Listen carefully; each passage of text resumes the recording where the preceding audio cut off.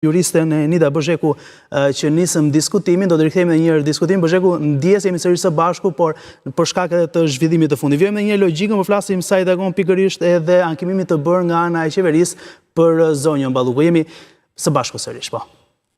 Jo, në fakt ishte thjesht krahasimore për sa i përket se sa delikate situata në këto momente për sa i përket ndërhyrjes në një lloj mënyre personale, do thosha, të Këshillit të Ministrave në firmën e kryeministrit Edi Rama për të mbrojtur pozicionin e zëvendës kryeministres së tij, zonjës Belinda Balluku. Po. Kuptohet që kur vjen puna midis konfliktit të pushteteve dhe kur kemi një fuqizim dhe sulm në tonjza të anë të drejtësisë për sa i përket pakut në mënyrë të veçantë evidentimit atyre që mund të jenë apo jo konsumim veprash penale, ekzekutivi jon ka treguar që kur vjen prekja e emrave të fuqishëm të PS-s ka reaguar gjithmonë. Nuk është rasti i parë, sepse edhe rasti i zotit Veliaj, jo në të njëjtën formë, kaq fuqishëm sa këtë herë. E drejt. Por qeveria edhe në rastin Delia i tregoi që me një sulm verbal të fuqishëm tashi pakut në mënyrë të veçantë mori anën e zotit Veliaj për të tërhequr në një moment të dytë. Ndërsa me zonjën Balluku kemi një ekspozim të drejtë për drejtë të vetë kryeministrit në vetë të parë në personin e tij për të mbrojtur pozicionin e zëvendës kryeministres së tij.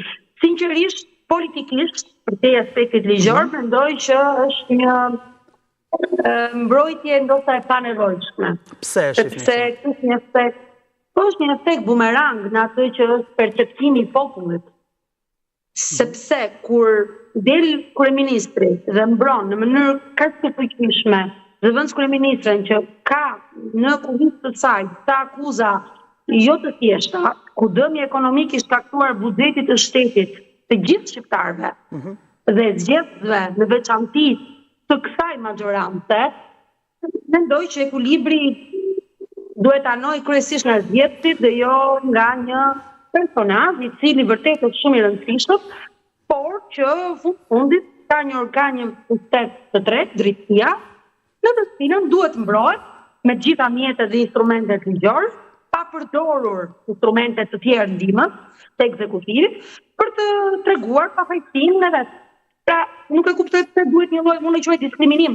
Karshi gjithë eksponentëve të tjerë të PS-s. E drejtë, se në fakt me eksponentët e tjerë kanë thënë që nuk e komentojmë punën e drejtësisë, se në këtë kontekst qëndron në fakt. Kështu që në këtë rast ka bërë, okay, janë të dyja rastet. Atëherë, më lejo t'ju pyes, ndoshta përsëru kështu edhe publikun në kontekstin juridik të gjës. Kryeministri mundet që të bëj, po themi kështu, ndoshta marrjen e vendimit për shkarkimin e zëvendës kryeministres në këtë kontekst dhe marrja në konsideratë një forme e ankimimi në gjykatën kushtetuese, ndoshta në kontekstin politik, nuk e di si mund të perceptohet tek qytetarët, shton pik apo heq pik, por të paktën në formën ligjore, a bën sens? Pra, a mund të shihet realisht kështu, mund të krijojë një precedent në vijim apo tani ky është problemi, dhe ky është ngërçi. Ne në Shqipëri fatkeqësisht kemi një sistem normativ, ligjesh për më shkurt, problematik, sepse nuk plotëson ato që janë kushtet minimale të ligjit që duhet jetë i qartë, duhet etj.